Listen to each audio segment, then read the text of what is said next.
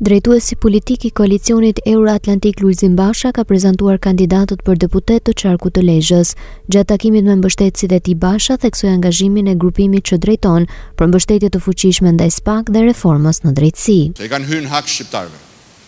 Dhe projekti I tyre I përbashkët është ta ngadalsojnë, ta frenojnë e mundësisht ta shkatrojnë drejtësinë para se drejtësia t'i vendosë ata para përgjegjësisë e t'i bëjt japin llogari sipas ligjit.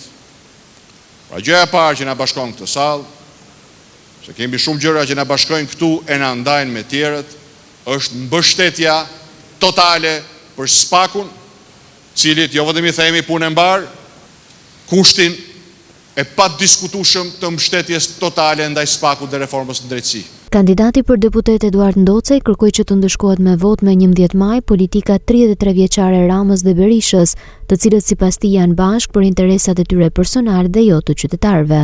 Dy liderat që sot teknikisht janë një dhe bota I quan familje kriminale, nuk I quan lidera politik, ato shkojnë në për qytetet ndryshme të Europës, duke ju kërkuar votën atij që e ka detyruar të largohet se s'ka pas drita, s'ka pas ujë, s'ka pas shëndetësi dhe siguri për fëmijët e tyre, qoftë për arsim, qoftë për të ardhmen e tij.